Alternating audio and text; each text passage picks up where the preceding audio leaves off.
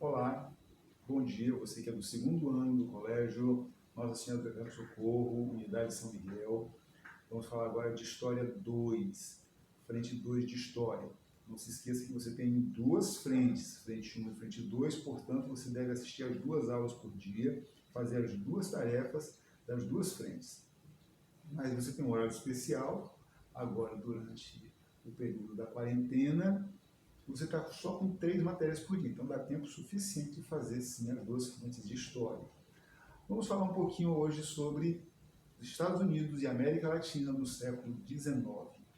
Século XIX, eu costumo sempre falar isso com vocês em sala de aula, foi o século mais formidável da história da humanidade, um século fantástico. Tudo que nós temos hoje, um computador, o celular, a energia, a lâmpada elétrica, tudo que nós temos hoje foi inventado no século XIX. O avião foi inventado no século XIX. Né? Alguém pode dizer assim, mas o celular não. Eu falei de celular ainda há pouquinho. Pois é, o celular não, mas o princípio que deu origem ao celular, sim, que foi o telégrafo sem fio. Então isso aí nada mais é do que um telégrafo sem fio. A tua voz não transita na internet, são códigos binários. Né? Sabe, você já viu o telégrafo, né? Dá sempre duas batidinhas, para cada letra, duas batidinhas, e são essas duas batidinhas, acrescentadas da intensidade elétrica da batidinha, que se converte na tua voz, lá do outro lado, da minha voz, lá do outro lado, quando a gente faz uma ligação telefônica. Então, tudo isso foi inventado no século XIX. E o que é que nós vamos ter de importante na América? Antes da gente falar da América, eu quero acrescentar uma coisa sobre o contexto global da época. O mundo, além das transformações tecnológicas, científicas, culturais, filosóficas que o mundo está vivendo, né? Marxismo, materialismo histórico, darwinismo, malthusianismo, a invenção da psicanálise, a gente a descoberta da psicanálise tem um choque sobre a história da humanidade simplesmente fantástico. Né? Quando Freud começa a pesquisar sobre isso abala a estrutura, né? Plehánova também estava pesquisando sobre isso abala a estrutura do ser humano. O homem se descobre um ser vazio, ele não é senhor sequer de si mesmo. É isso que dá origem àquela corrente filosófica que você tem ali, que é o chamado niilismo. Né? Nietzsche, por exemplo, se insere nessa corrente. Correto? Muito bem. E o que nós temos de perspectivas? Duas coisas importantes estão acontecendo. A produção industrial está assumindo uma curva ascendente. Ela vinha crescendo desde o século XVII, quando aconteceu a primeira Revolução Industrial lá na Inglaterra, vem descrevendo uma linha ascendente suave, e agora ela descreve uma linha vertical. No seu material gráfico, tem um texto, tem um gráfico sobre isso, tem uma figura que ilustra bem esse crescimento da produção industrial.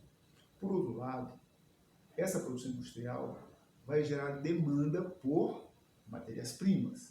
Então, veja bem, produção industrial crescente, demanda crescente de matérias-primas. Então, alguém vai ter que fornecer matéria-prima para a indústria do mundo. Correto? Segundo lado, a população mundial está crescendo também de maneira vertiginosa. Olha só, lá no século XIX, a população humana era de 400 milhões de habitantes. Ou seja, o mundo todinho era povoado por 2 vezes a população do Brasil. Você acredita nisso? Pois é. A população do Brasil 2 vezes ocupava o mundo todinho. E aí isso vai empinar de tal forma que na virada do século a gente já tinha passado de 1 bilhão de pessoas. A população humana, portanto, se multiplicou por 2,5 num século. E no século XX vai acontecer o mesmo fenômeno de novo, 2,5 outra vez.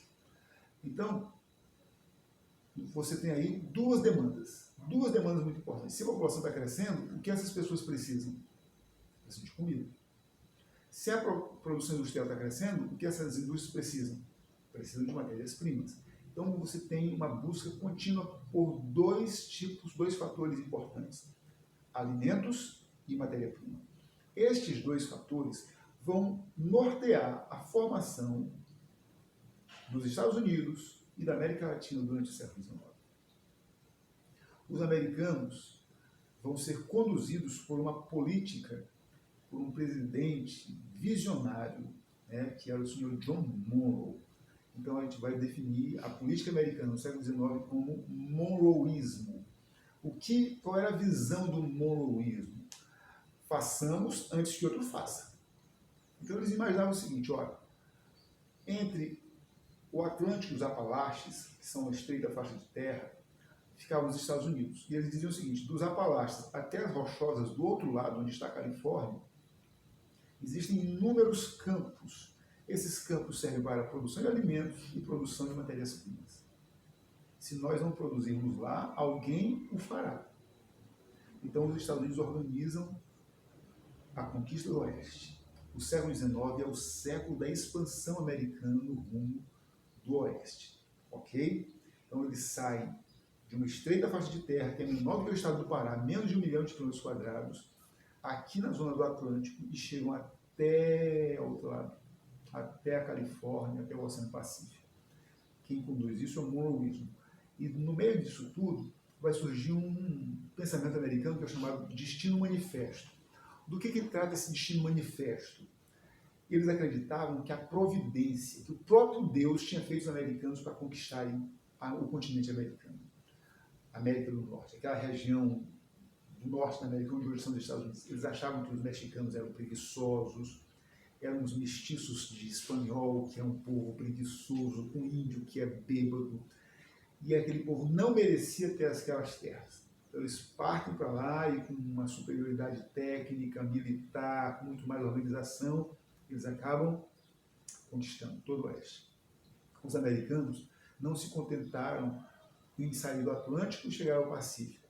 Eles precisavam dar um sacode nas potências europeias, mostrar para as potências europeias que não deveriam ousar intervir na América.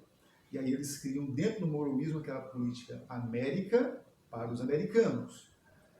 E o que eles fazem para mostrar para os europeus que não são bem-vindos na América? Eles resolvem agredir uma antiga potência, um antigo império europeu. Quem foi o escolhido? A Espanha. Os Estados Unidos entram em guerra com a Espanha, assim, aparentemente do nada.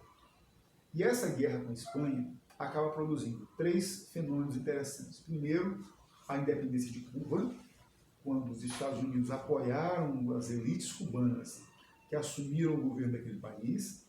Os americanos se apropriaram de Porto Rico, que até hoje é um protetorado americano, e os Estados Unidos atravessaram o Pacífico e chegaram lá do outro lado do mundo, em frente à China, e invadiram as Filipinas.